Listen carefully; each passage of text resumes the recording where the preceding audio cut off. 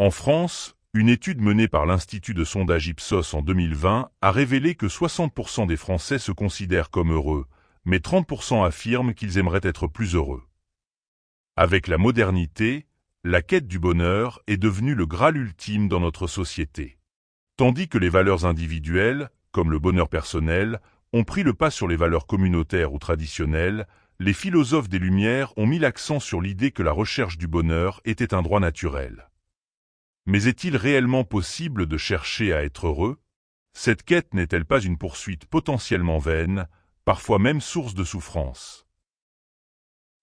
Dans leur ouvrage Apicratie, la sociologue Eva Illouz et le psychologue Edgar Cabana se sont penchés sur les dérives de la psychologie positive et l'injonction au bonheur qu'elle fait peser sur nos épaules. Promesse des coachs en développement personnel, le bonheur est devenu la source d'un business florissant. Qui n'a pas déjà cliqué sur la vidéo d'un influenceur vous promettant toutes les clés pour reprendre votre vie en main en 30 jours? Les médias et les réseaux sociaux mettent en avant une certaine culture de la réussite, contribuant à alimenter l'idée que le bonheur est une norme qu'il faut à tout prix chercher à atteindre. Le malheur devient ainsi une forme d'échec personnel, tandis que le bonheur dépendrait de notre propre disposition à gérer les événements.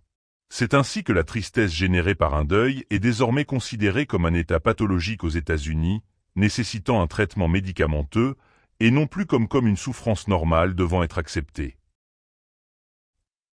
Est-il désormais interdit d'être malheureux? Pourtant, il est parfois bon de souffrir. Plutôt que de rechercher le bonheur, le philosophe Nietzsche invite au contraire à accueillir la souffrance pour mieux l'affronter.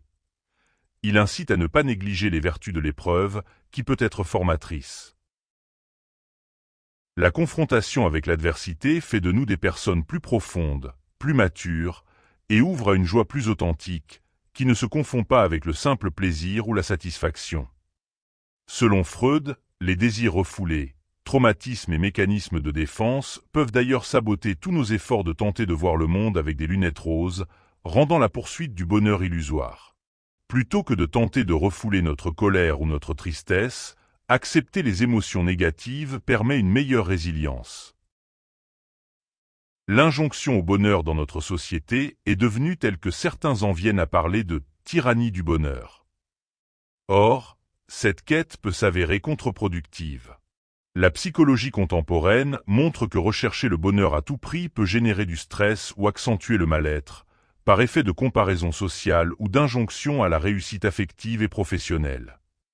Il n'existe aucune clé pour atteindre le bonheur. Les anciens, notamment les stoïciens, se sont vainement efforcés de prouver que la vertu suffit à l'homme pour lui procurer une vie heureuse. Entre cette affirmation et le témoignage de l'expérience, la contradiction était flagrante, regrettait Schopenhauer. Dans son ouvrage Le monde comme volonté et comme représentation, le philosophe nous explique toutefois que rechercher le bonheur, c'est tomber dans le piège du désir, qui n'engendre que de la souffrance. Dès lors que le désir est satisfait, il renaît sous une nouvelle forme, provoquant une oscillation perpétuelle entre la douleur du désir et l'ennui de la satisfaction. Ainsi, l'homme condamné à vouloir être heureux ne fait qu'entretenir le cycle du manque et de la frustration. Le bonheur ne se trouve pas en le cherchant. Il arrive quand on cesse de courir après lui. On arrive à la fin de cette vidéo. J'espère qu'elle vous aura été utile. Abonnez-vous pour de nouveaux contenus, n'hésitez pas à laisser un commentaire, à partager et à mettre un pouce. Et n'oubliez pas, c'est dans l'acceptation des événements que l'on trouve la véritable paix intérieure.